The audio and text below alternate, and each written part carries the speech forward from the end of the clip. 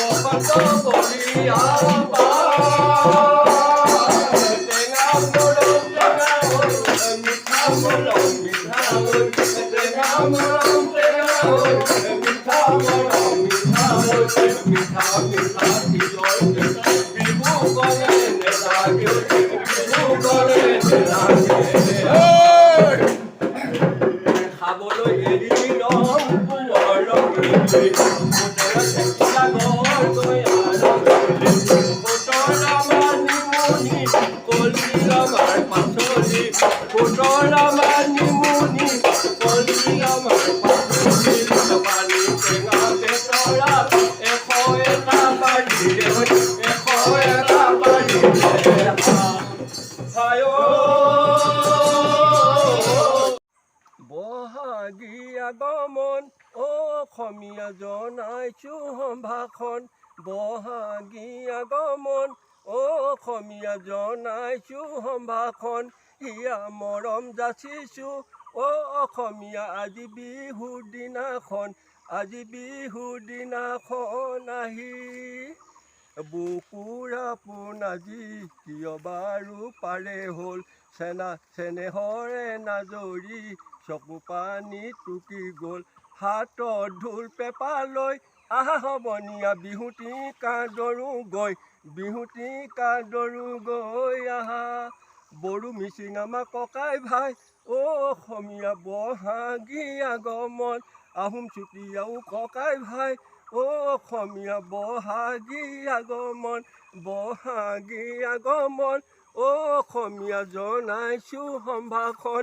হিয়া মৰম যাচিছো অসমীয়া আজি বিহুৰ দিনাখন। আজি বিহুৰ দিনাখন।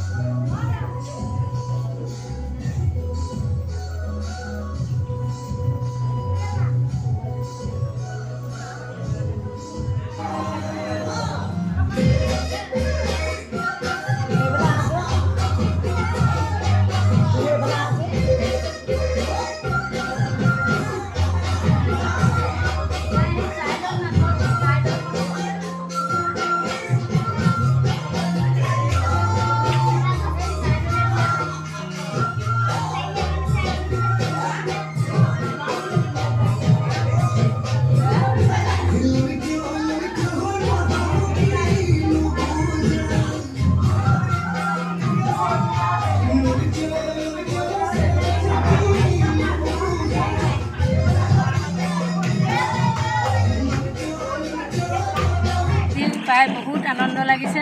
কিন্তু ছাত্ৰ ছাত্ৰীসকলক মই এইটোৱে ক'ব বিচাৰোঁ যে ভৱিষ্যতেও যাতে তেওঁলোকে এই অসমীয়া কৃষ্টি সংস্কৃতি ৰক্ষা কৰি নিজৰ সাজ সজ্জা আজি যেনেধৰণে পিন্ধিছে তেনেধৰণেও আমাৰ অসমীয়া সংস্কৃতি ৰক্ষা কৰি এই সাজ সজ্জাৰে সজ্জিত হৈ থাকে আৰু বিদ্যালয়খনৰ শৈক্ষিক দিশত সকলো প্ৰকাৰে সিহঁতে পঢ়া শুনা কৰি বিদ্যালয়ৰ সুনাম অৰ্জন কৰে।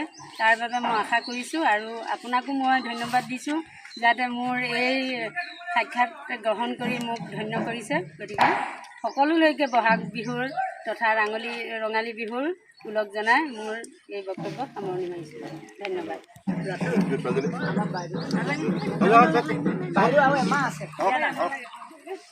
কোনো কথা নাই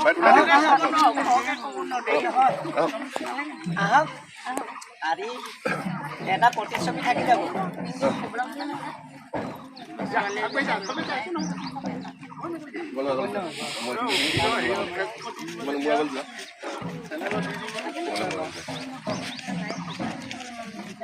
আজি অনুষ্ঠানটো ক'বা যে আজি আমাৰ বিদ্যালয়ত যি অনুষ্ঠান উপস্থিত হ'ল ছাৰ বাইদেউহঁতৰ উপস্থিতিত আমন্ত্ৰিত অতিথিৰ উপস্থিতিত আমি অনুষ্ঠানটো খুব সুন্দৰভাৱে উপভোগ কৰিলোঁ আৰু ৰঙালী বিহু প্ৰাকত এই অনুষ্ঠানটোত অংশগ্ৰহণ কৰিবলৈ আমি অত্যন্ত সুখী হৈছোঁ আৰু এই অনুষ্ঠানে আমাৰ অন্য দিশতো সহায় কৰিব বুলি আমি আশা কৰোঁ দেই।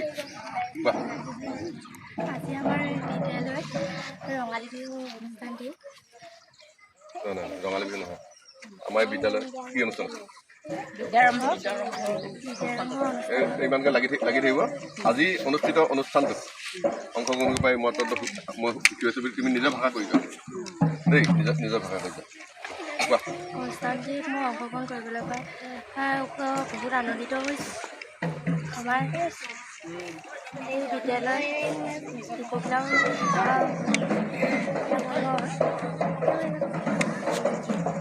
আকৌ কোৱা, ডাঙৰকৈ কোৱা, ডাঙৰকৈ কোৱা। আমাৰ স্কুলৰ ইকো ক্লাবৰ উদ্যোগত আজি আমাৰ বিদ্যালয়ত যি অনুষ্ঠান অনুষ্ঠিত হ'ল তাত অংশগ্ৰহণ কৰি পাই সুখী হৈছোঁ।